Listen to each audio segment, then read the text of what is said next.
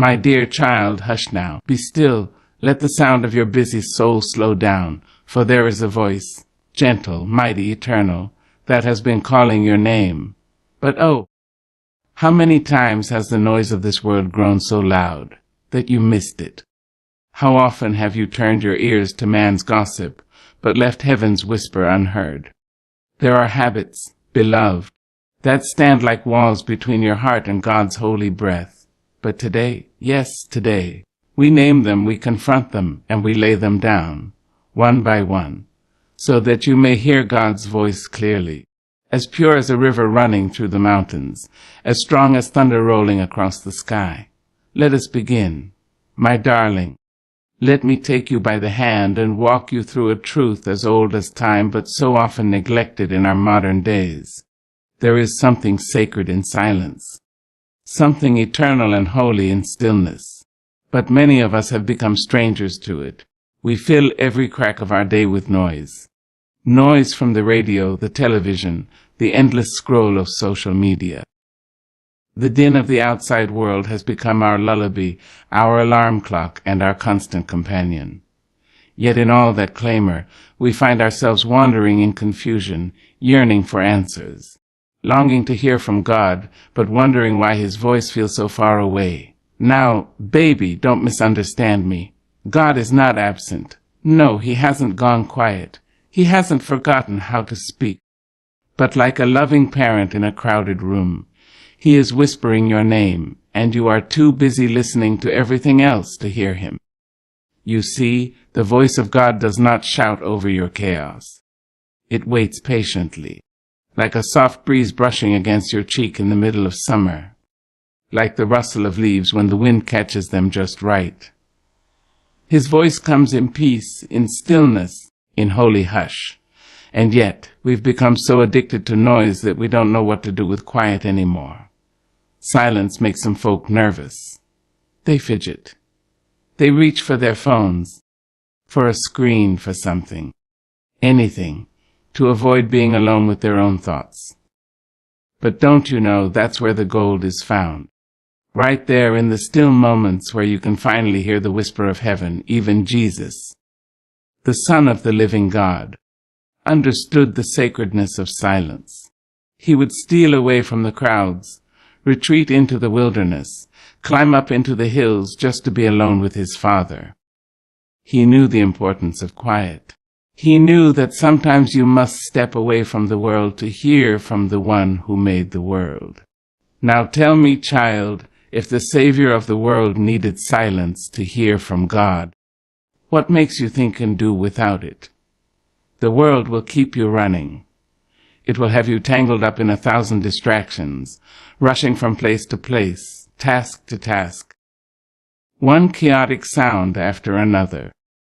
And you'll think you're being productive. You'll think you're accomplishing something. But really, you're just getting further away from your own soul's center. Let me be plain with you now.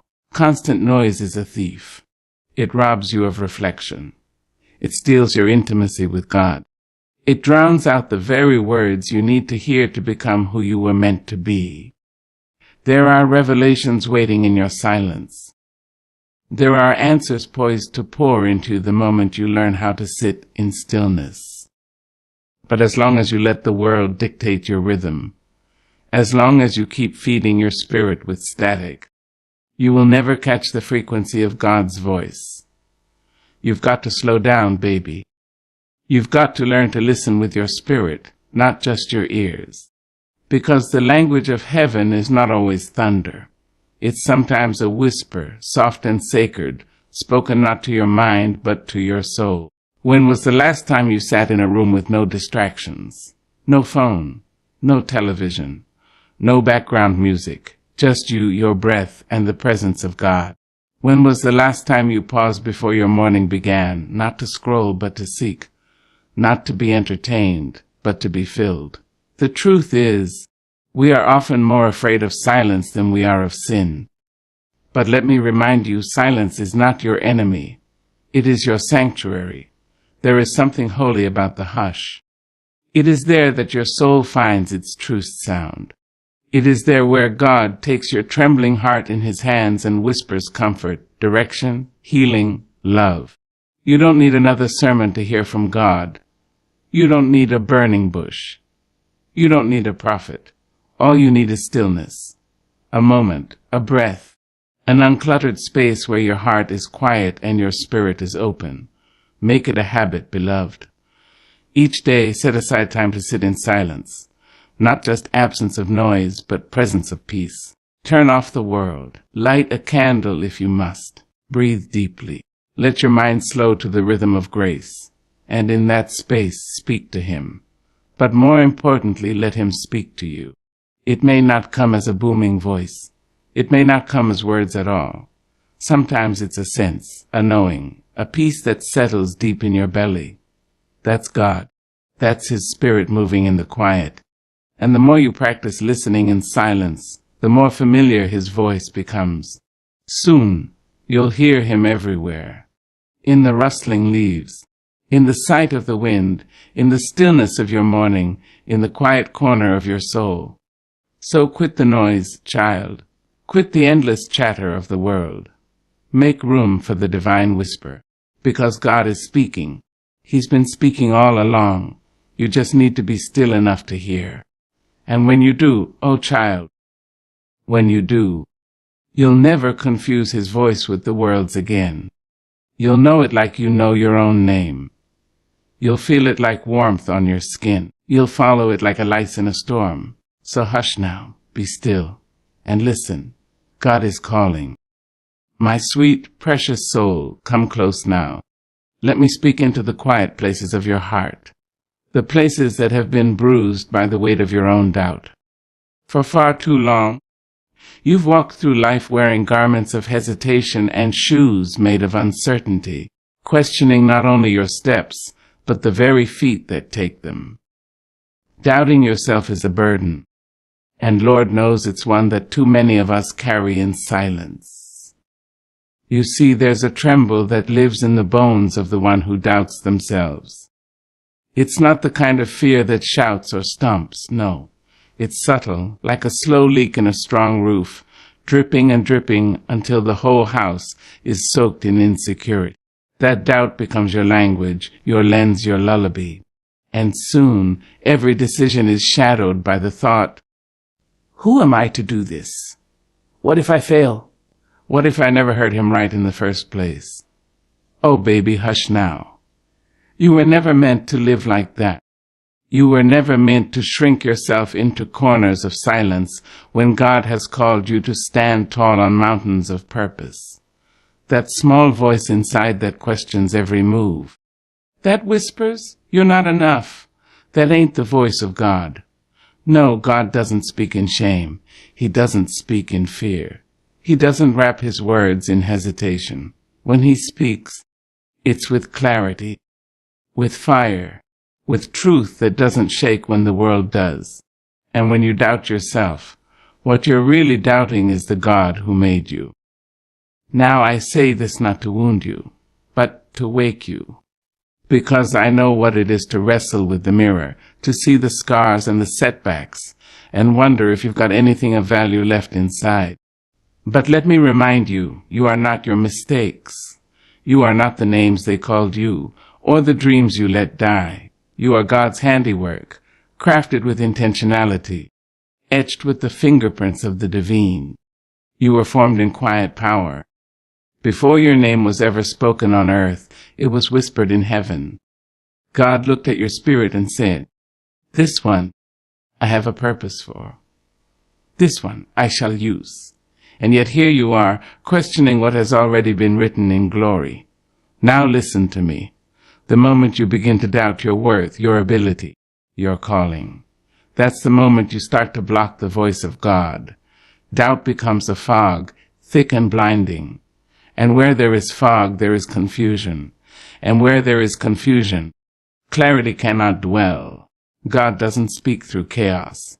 He speaks through confidence. Confidence not in you alone, but in him through you. When Moses stood before the burning bush, shaking in his sandals, saying, I can't do this. I stutter. I'm not eloquent. What did God say? He didn't coddle. He didn't retreat. He said, "Who made man's mouth? Who makes him mute or deaf or seeing or blind? Is it not I, the Lord?" In other words, don't tell me what you can't do. I made you. That's what God is still saying today. To you, right now, I made you. That means He knows every flaw and every brilliance, every wound and every wonder, and still He calls you. Still He speaks to you. Still, He sees something in you that is worthy, holy, powerful. But here's the thing, darling. God can speak to you all day long, but if you don't believe in yourself enough to listen and respond, you'll never catch the fullness of His message. You'll second-guess the signs. You'll ignore the whispers. You'll bury the blessing because you were too afraid to believe it was really yours. So let me ask you, what would change in your life if you stopped doubting yourself? What mountains could you climb? What words could you speak? What joy could you unlock if you truly believed that God knew what He was doing when He made you? You've got to rise above that internal critic, the one shaped by years of rejection, disappointment, maybe even trauma. You've got to stand up to that voice and say, "No more. I choose to believe the one who made me over the doubts that haunt me." Because doubt may visit, but it doesn't have to live with you. You don't have to feed it, water it.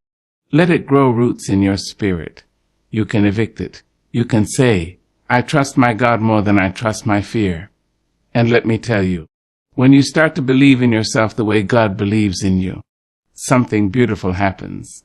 You begin to walk differently, speak differently. You begin to carry peace instead of panic, purpose instead of pause. You begin to hear Him more clearly. Because your soul is no longer crowded with self-criticism. There's room now. Room for divine direction, for holy instruction, for sacred whispers that once got lost in the noise of your doubt. So yes, child, quit doubting yourself, not because you've got it all together, but because God does. Because He doesn't call the qualified. He qualifies the called. Because you are chosen, not by mistake, but by majesty. Stand tall in that truth. Walk forward in that power. And listen, really listen, for the voice of Lord, because it's there. It's always been there, waiting for you to believe in yourself enough to believe in Him. You hear me? Good. Now go on and shine.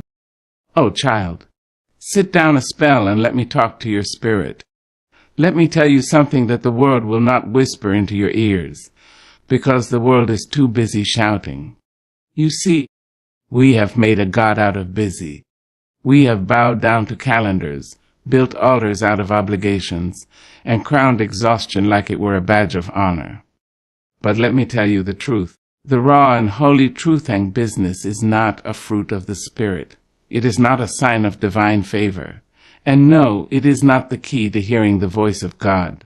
We have filled our days with doing and forgot about being still, being quiet, being available for the Spirit to move, to whisper, to sing a lullaby into the broken places of our hearts.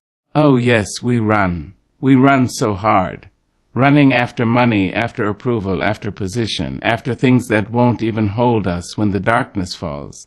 We say yes to every request, every meeting, every duty, until our souls are threadbare and our ears too weary to recognize the sound of heaven. But child, don't confuse motion with meaning. Don't mistake productivity for purpose. For what does it profit you to be busy from sun up to sundown if your soul is dry and your spirit can't hear a thing from the one who formed you? You see, God isn't trying to fit Himself into your busy schedule. He's waiting for you to make room. He's not knocking on the doors of your business.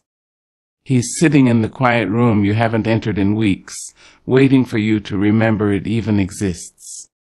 When Elijah, the prophet of fire, was hunted and afraid, he hid in a cave. And the Lord said to him, "Come out, for I am about to pass by." And there came a great and powerful wind. But God was not in the wind. And after the wind, an earthquake. But God was not in the earthquake. And after the earthquake came a fire. but God was not in the fire. And then came a gentle whisper. And that, child, was where God was. But how can you hear a whisper when your life is thundering with noise? How can you hear when your phone buzzes every 10 seconds? When your calendar is choked with things that bear no fruit? You've got to unclutter your spirit. You've got to sit down and let heaven breathe over your chaos. Some of us stay busy because we're afraid to face ourselves in stillness. We think if we keep moving, we won't have to feel. But baby, healing doesn't come through motion. It comes through surrender. And you can't surrender if you won't sit down. Don't you know that even Jesus, in all his divine power, made time to get away? The scriptures say he often withdrew to lonely places to pray. Now think on that. If the Son of God had to step away from the noise, the crowd, the work, what makes you believe you can live holy in a hurricane of distraction? We've got to learn to say no. Not because we're selfish, but because our souls need space to breathe. You cannot pour from an empty cup, and you certainly can't hear the voice of God through one that's overflowing with noise, nonsense, and non-essentials. Let me put it plainly. Some of you are doing things God never told you to do. You're carrying burdens he never asked you to carry. You're showing up in rooms he never called you to walk into. And you wonder why you can't hear his voice. It's not because he isn't speaking. It's because you're too deep in the doing to recognize the direction. Stillness is not laziness. It is sacred.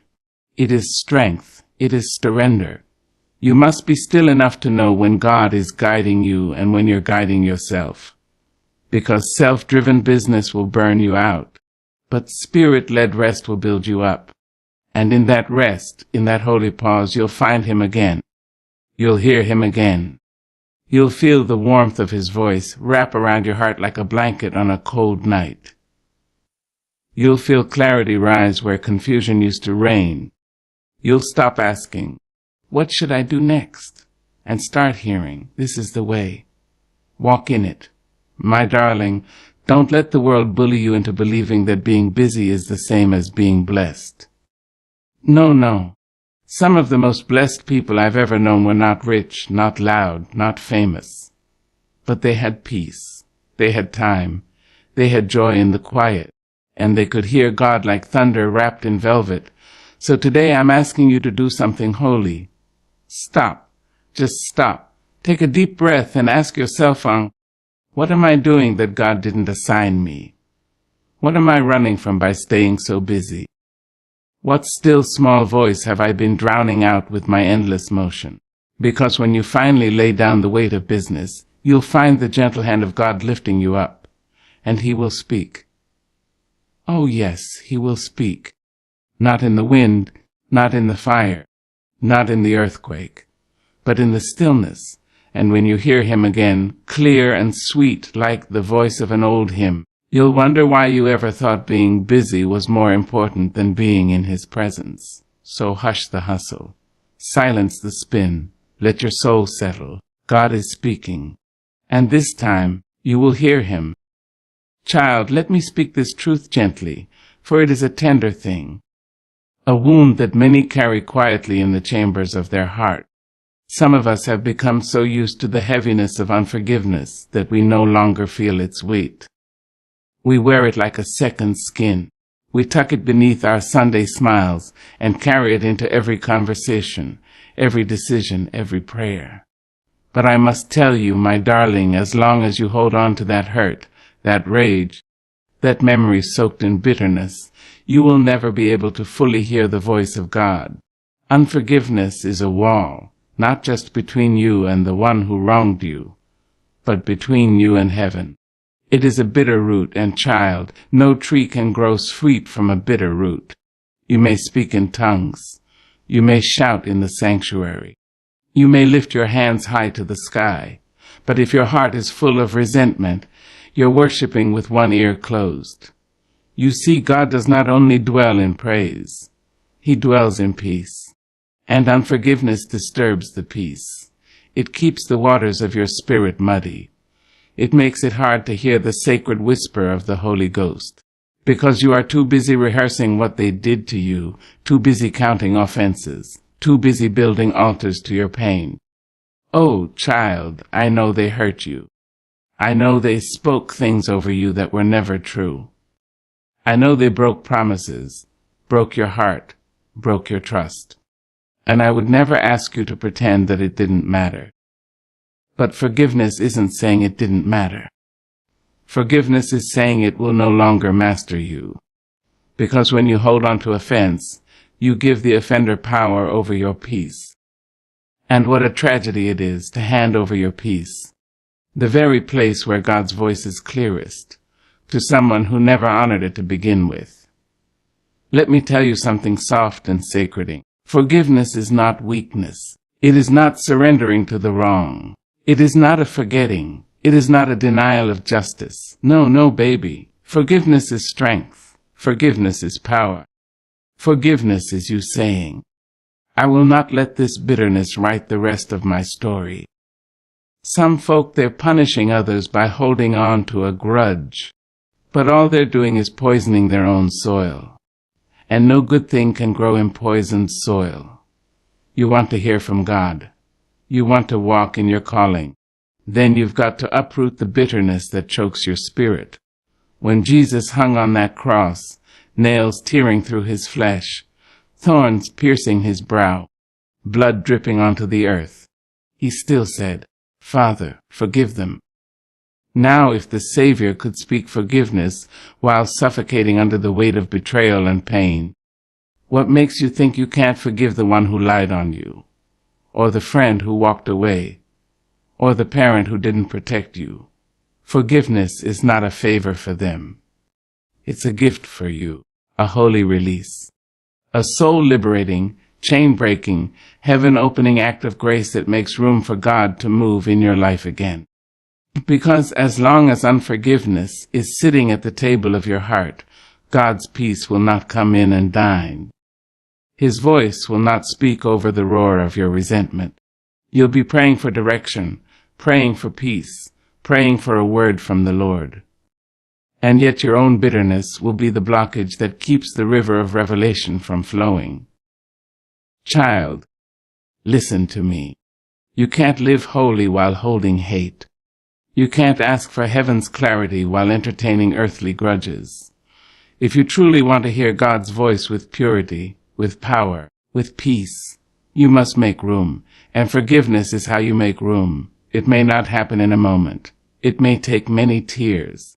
It may take trembling prayers and quiet confessions and days where you say, Lord, I want to forgive, but I don't know how. And that's all right. Start there. God will meet you in that honesty.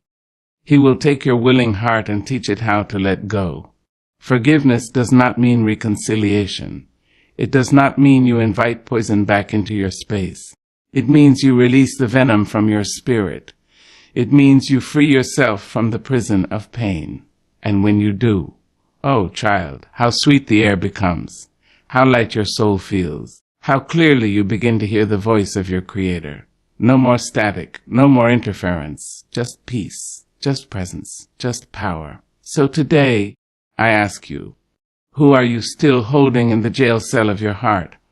What face still makes your spirit recoil? What name still echoes in your dreams with bitterness and blame? Lay it down. Lay them down.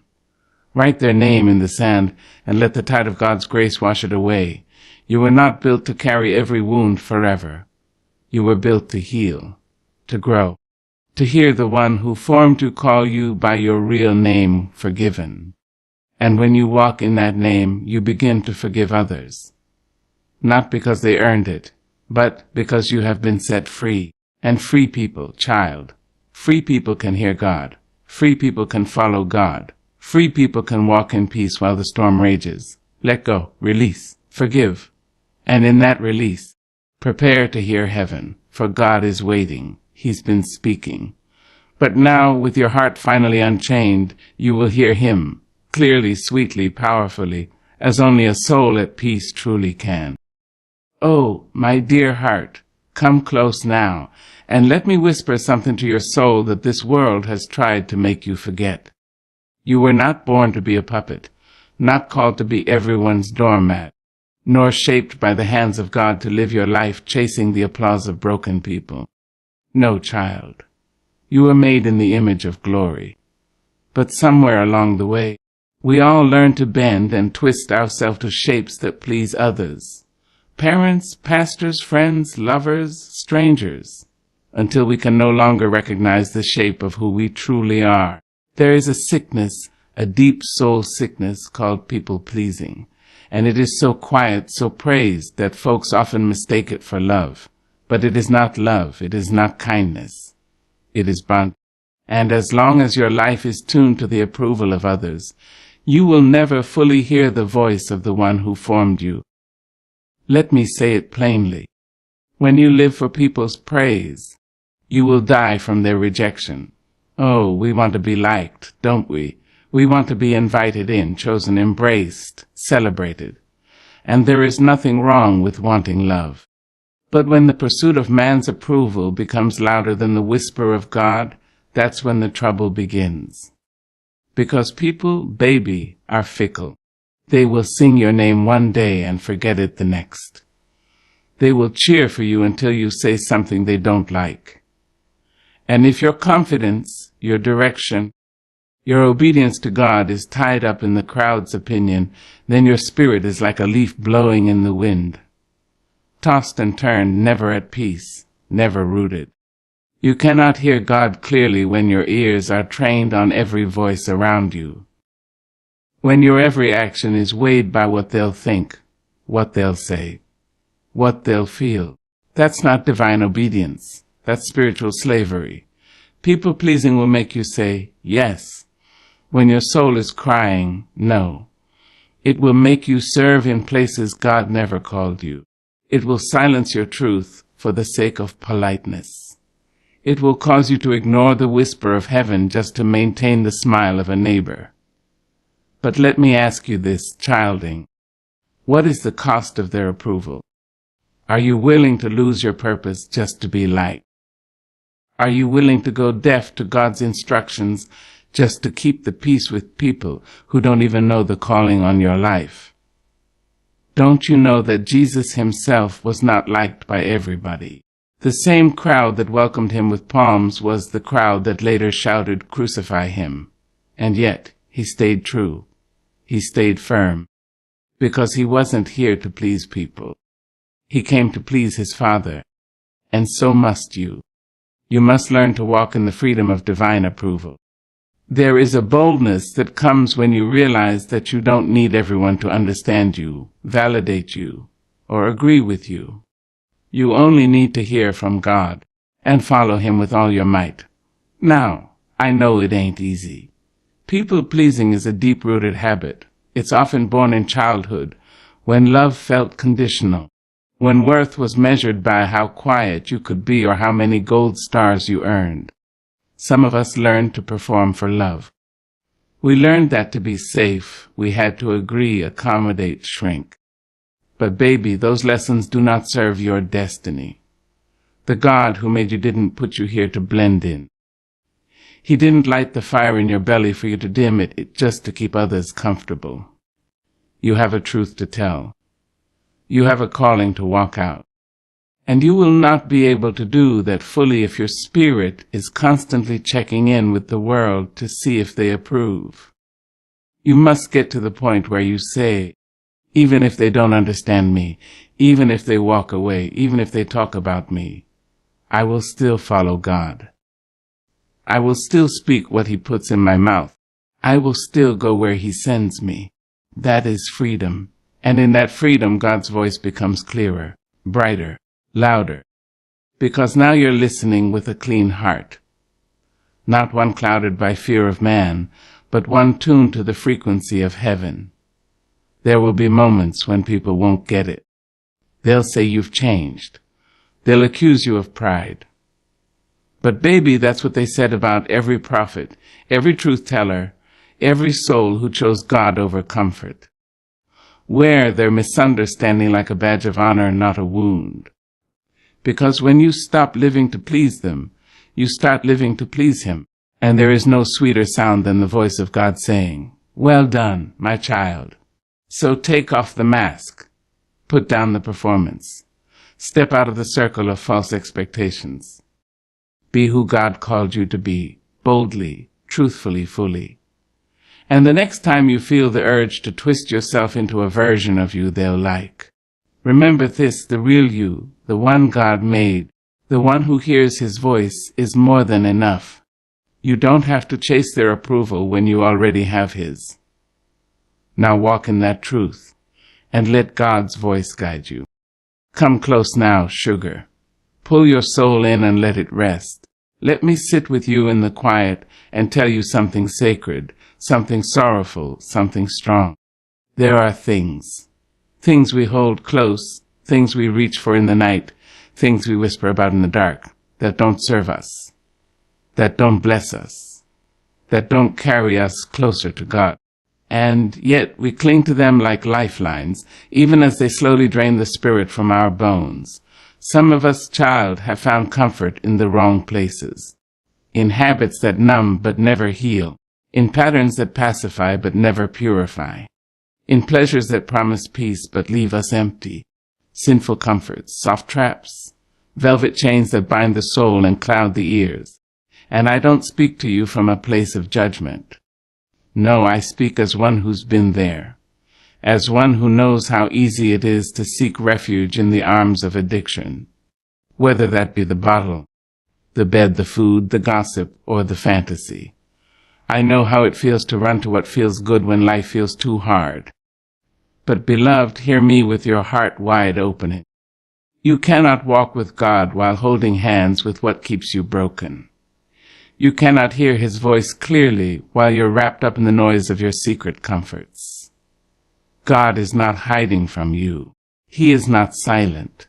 But when the soul is soaked in sin, especially the kind we defend, the kind we justify, the kind we say God understands, His whisper becomes distant, not because He has turned away, but because we have wandered far. Oh, we know how to mask it. We know how to dress it up, cover it in charm, and call it just a little thing. But even little things can become loud in the spirit. Even little things, when fed over time, grow into giants that stand between us and God. You see, sin doesn't always scream. Sometimes it sings, sometimes it soothes.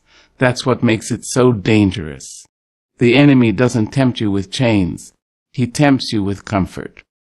He offers you escape, not realizing he's giving you a prison with velvet walls. But child, you were not made for prisons. You were made for gardens, for rivers, for mountains, for glory. And the voice of the Lord, that still small voice that speaks in power and peace, is clearest in clean places.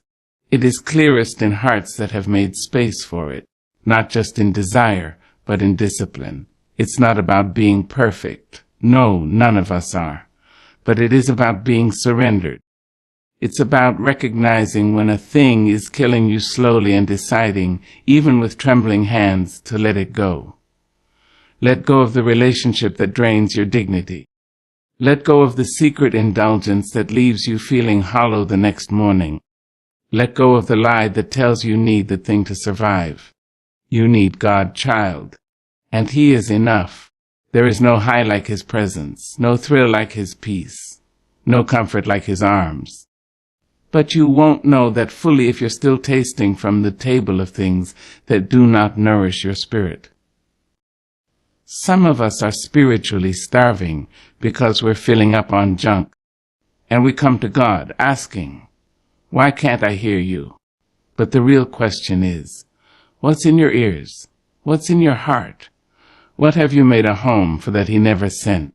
You can't expect divine clarity while feeding on spiritual confusion. You can't mix light and dark and expect to see clearly.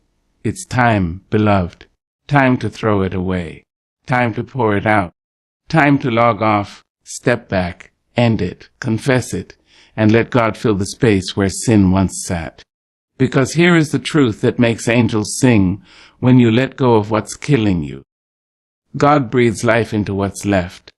When you stop running to the counterfeit, he opens the door to the real. When you lay down your sinful comforts, you pick up something holy, something whole, something eternal, and suddenly you start hearing again. Oh yes, his voice comes back with sweet fire and sacred thunder. It washes over you like rain after a long drought. You feel clean. You feel awake. You feel connected to the God who is always there, always speaking, just waiting for your heart to clear the static. This isn't about rules. This isn't about shame. This is about love. God loves you too much to let you settle for less than his best. He loves you enough to call you out from your comforts and into your calling. He loves you enough to whisper, even when your ears are full of noise, come back to me, come home. And when you do, when you truly surrender and say, God, take all of me, even the parts I've hidden, even the things I've used to cope, when you say that, the heavens open, the veil lifts, and you hear. You finally hear. You hear his love, his instruction, his purpose, his promise. So go ahead, child. Empty your hands of what you never needed. Pour out the poison. Burn the bridges to bondage. And listen. Just listen. The voice of God is calling you back to clarity, back to holiness, back to peace. And now that your soul is ready, now that the clutter has cleared, his voice will sound like music. And you, beloved, you will never be the same again.